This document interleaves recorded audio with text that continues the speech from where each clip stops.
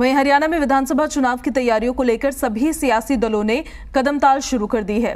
पूर्व deputy CM और JJP नेता दुष्यंत चौटाला के मुताबिक जेजेपी चुनाव की तैयारियों में जुट चुकी है, जिसके तहत लोगों से आगामी 5 तारीख से फीडबैक लेने का काम जिला स्तर पर शुरू किया जाएगा। दुष्यंत चौटाला ने दावा किया है कि इस बार विधानसभा चुनाव के परिणाम अलग होंगे।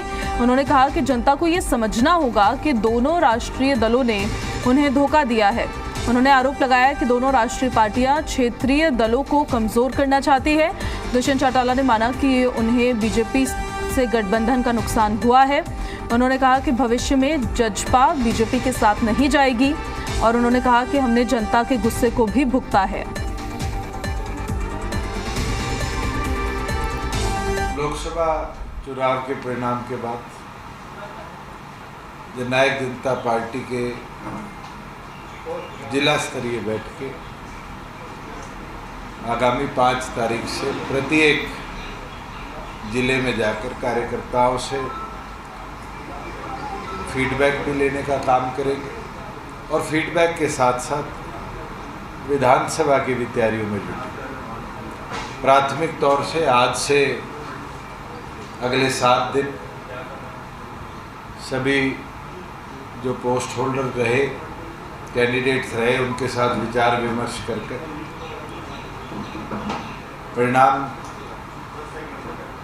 कैसे आए और क्यों आए उसके ऊपर चर्चा है और कैसे आगे की पृष्ठभूमि बनानी है उसके ऊपर दिशा निर्देश डॉक्टर अजय सिंह चौटाला जी प्रत्येक जिले में जाकर देंगे। पिछले 20 दिनों का आंकलन के बाद देश भर में एक चीज सामने आई है कि इस बार का लोकसभा चुनाव 2 ही चीजों पर रहा। ना तो वो भारतीय जनता पार्टी को हराने के लिए था,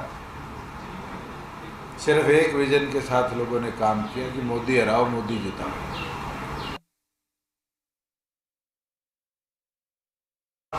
देखिए, नुकसान तो हुआ ही है। जो रिजल्ट आए हैं कहीं ना कहीं उसका नतीजा यही है कि जनता ने किसान आंदोलन वाली जो गुस्सा था कहीं ना कहीं निकाला है।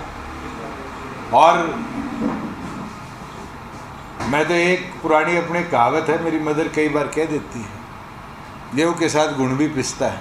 तो कहीं ना कहीं उसका नफ़ा नुकसान जो था हमें भी झेलना पड़ा। एक चीज़ स्पष्ट कह सकता हूं कि आने वाले भविष्य में भारतीय जनता पार्टी के साथ जाने का कोई औचित्य नहीं बनता। जो परिस्थिति आज बनी है और जिस वजह से बनी है, वो जनता का गुस्सा जननायक जनता पार्टी के विरुद्ध में नहीं था। एंटी इनकम्बेंसी का सबसे बड़ा कारण भारतीय जनता पार्टी हमारे लिए रही है और हमने वो नतीजा भुगता है।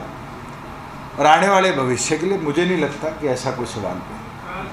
आज के दिन हमारा उद्देश्य जो है 90 सीटों पर लड़ने का है। बीजेपी के साथ जाने में जो नुकसान हुआ है वो हमने भुगता है। हम बीजेपी के साथ नहीं जाएंगे। मैं तो साफ कह देता हूं कि आगे भी नहीं जाएंगे। आज के दिन हमें जो नुकसान हुआ है वो भारतीय जनता पार्टी के साथ अलायंस करने से हुआ है और उस नुकसान को हमने इस लोकसभा चुनाव में भुगता है।